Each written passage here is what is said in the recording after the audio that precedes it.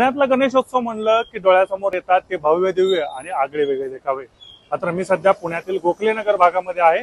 आपण या ठिकाणी पाहू शकता की सुयोग मित्र मंडळ या भागामधलं एक जुनं मित्र गणेश मंडळ आहे। त्यांनी एक सर्वेक्षण केलं आणि त्या सर्वेक्षणाच्या आधारावर हा देखावा साकारलेला आहे। आपण या ठिकाणी पाहू शकतो की एक पालखी दाखवण्यात आलेली आहे, जी पालखी आताचे सर्वोच्च न्यायालयाचे न्यायाधीश जे आहेत ते भूषण गवई आणि सचिन तेंडुलकर हे वाहत आहेत। त्या पालखीमध्ये मराठीची पुस्तकं ठेवण्यात आलेली आहे, श्रीमान योगी असेल किंवा अभंगाची गाथा तुकारामांची ठेवण्यात आलेली आहे। आणि इथे एक मेसेज देण्यात आलेला आहे की हे मातृभाषेत शिकले आणि आज जग जिंकलं। नेमका हा देखावा काय, नेमकं या माध्यमातून कोणता मेसेज देत आहेत ते आपण या व्हिडिओच्या माध्यमातून जाणून घेऊया।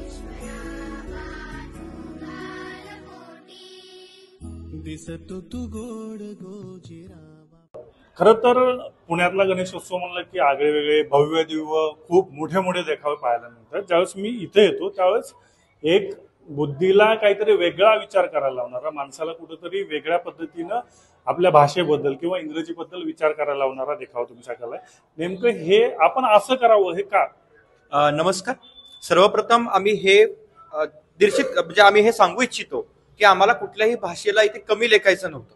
म्हणजे आम्हाला एक असा देखावा तयार करायचा होता की मातृभाषा किंवा आपल्या मराठीतून शिक्षण देणं ही काळाची गरज आहे। आणि हा जो देखावा केलेला आहे, माझ्या माहितीप्रमाणे संशोधनात्मक देखावा आम्ही सादर केलेला आहे आणि तो भारतामध्ये, महाराष्ट्रातच नाही तर भारतामध्ये पहिल्यांदा संशोधन करून त्यावर देखावा आम्ही सादर करण्याचा प्रयत्न केला। संशोधनात्मक म्हणजे नेमकं काय केलं तुम्ही? आता आमचा जो विषय आहे, म्हणजे आमचा मूळ एक पहिला प्रश्न आम्ही असं विचारतो की इंग्रजीला पायघड्या का, आणि त्या बेसिसवर आम्ही एक क्वेश्चनियर तयार केलेली आहे। आणि त्याच्यावरून आम्ही जे आमचे गोखलेनगर आमच्या सुयोग मित्र मंडळाच्या हद्दीमध्ये किंवा सुयोग मित्र मंडळातर्फे आम्ही सर्वे केला, एक संशोधन केलं आणि त्याच्यामध्ये आम्ही लोकांना प्रश्न विचारले की खरंच तुम्हाला इंग्रजी सक्तीची वाटते का, किंवा इंग्रजी भाषा ही तुमची प्रमुख भाषा असावी का, किंवा त्यापासून तुम्हाला काही फायदा झालेला आहे का, किंवा त्यातनं शिक्षण भेटल्यानंतर तुमच्या मुलाला वेगळं काही भेटलेलं आहे का, किंवा त्याचा तोटा झालेला आहे, किंवा तत्सम आम्ही त्याला रिसर्चच्या अंगाने त्याला प्रश्न विचारून आम्ही हा सर्वे किंवा हा देखावा इथे आम्ही सादर केला। तुम्ही हा जो काही सर्वे केला त्या माध्यमातून काय निष्कर्ष आलेले आहेत? कारण की बघितलं ना,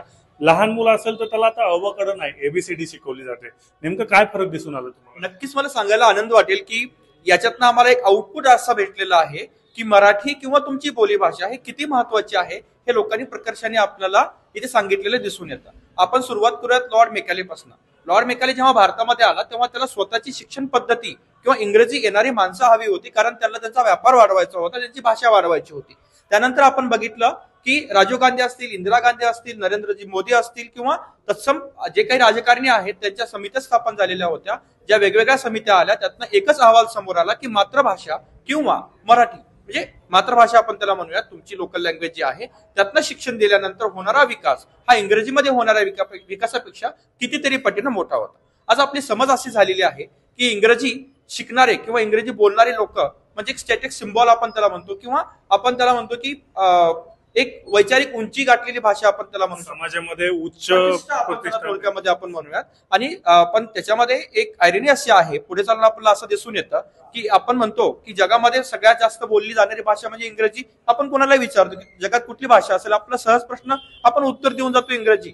पण त्याचं मूळ असं आहे की इंग्रजी ही 3 ते म्हणजे पहिल्या 10 भाषेमध्ये पहिल्या 3 पर्यंत इंग्रजी नाहीये। म्हणजे आपण बघतो की बोली भाषेमध्ये जे देश बोलतायत किंवा बोली भाषेमधून शिक्षण देतात त्यांचा जीडीपी असेल किंवा त्यांची आर्थिक गाठलेली उंची असेल, ही नक्कीच सगळ्यांपेक्षा जास्त असलेली आपल्याला दिसून येते। त्या देशांनी इंग्रजीला सोडून स्वतःच्या मातृभाषेचा अवलंब केला आणि त्यातून प्रगती साधलेली आहे अगदी। आणि त्याच्यानंतर असं एक आपल्याला चित्र दिसून येत आहे की इंग्रजी शिकण्याच्या हट्टापायी आपण आपल्याकडे जे आहे ते आपण संस्कृती असेल, आपलं शिक्षण असेल ते आपण गमवत चाललेलो आहोत। आणि विद्यार्थ्यांना जो आउटपुट भेटायला पाहिजे, म्हणजे विद्यार्थ्यांकडनं आता मीही बोलतो त्यावेळेला कितीतरी शब्द आपण इंग्रजीमध्ये वापरतोय, आपल्याला त्याला मराठीमध्ये काय विचारलं की आपल्याला त्याचं उत्तर देणं पण आपलं सध्या मुश्किल होऊन चाललंय। महाराष्ट्रामध्ये कितीतरी मराठी शाळा बंद पडलेल्या आहेत।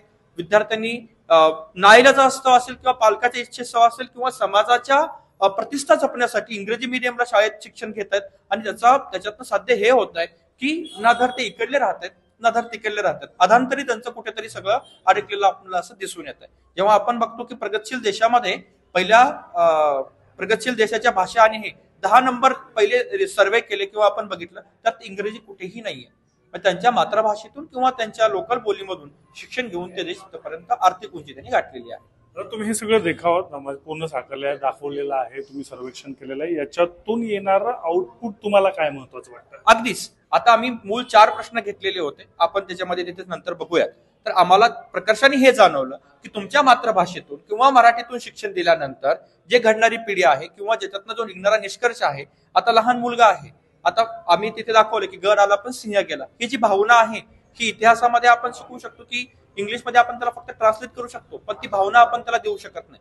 जर आपण मराठी भाषेमध्ये त्याला शिक्षण दिलं किंवा बोलीभाषेत शिक्षण दिलं तर त्याचा होणारा विकास, सर्वांगीण विकास हा खूप मोठ्या प्रमाणात, चांगल्या प्रमाणात आपल्याला झालेला दिसून येऊ शकतो. मला इथे काही ग्राफ लावलेलं पण दिसतंय, ते ग्राफ नेमकी काय आहे, त्यामधून काय तुम्हाला निष्कर्ष, त्यातून काय पुढे आलं?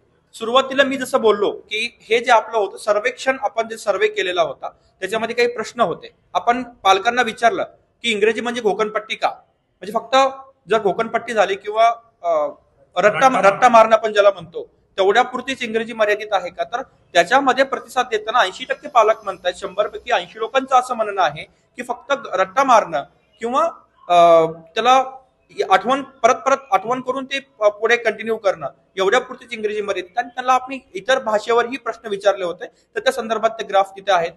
शेवटचा ग्राफ आपल्याला 50% वाला असं दिसून येतोय की जे ज्ञान आहे, आकलन आहे, उपाययोजन, निर्मित संशोधन आहे, आपण त्याला रिसर्च म्हणतो, त्या क्षेत्रातही आपल्याला बोली भाषेचा वापर किंवा आपल्या मराठीचा वापर जर आपण करून रिसर्च केला तर त्यातनं निघणारा आउटपुट हा कदाचित वेगळा असू शकतो. आणि इंग्लिशमध्ये रिसर्च करून केलेला रिसर्च हा त्यातनं मिळणारा आउटपुट वेगळा असू शकतो. ग्राफ पण दिसतो. आता आपण ज्यावेळेस हे पूर्ण काय नेमकं हे साकारलेलं आहे, काय मेसेज दिलेला आहे, ते तुम्ही या व्हिडिओतून बघितलं. शेवटाकडे जात असताना इथं भारतातील इंग्रजी शिक्षणाचे जनक लॉर्ड मॅकॉले याचं एक पोस्टर लावलेलं आहे. त्यामध्ये काय सांगण्यात आलं तुम्ही बघा. अशा वर्गाची निर्मिती करणे जो भारतीय रक्त आणि रंगाने भारतीय असेल पण वैचारिक, नैतिकतेने आणि बुद्धीने इंग्रजांसारखा असेल. म्हणजे 150 वर्ष इंग्रजांनी आपल्यावर राज्य केलं, ते जाऊन आता जवळपास 75च्या पुढे वर्ष गेलेले आहेत. मात्र आजही आपण इंग्रजांनी त्यांच्या गुलामगिरीतून बाहेर पडलो, मात्र त्यांनी दिलेल्या इंग्रजीच्या मोहजाळात अडकून पडलेलो आहे.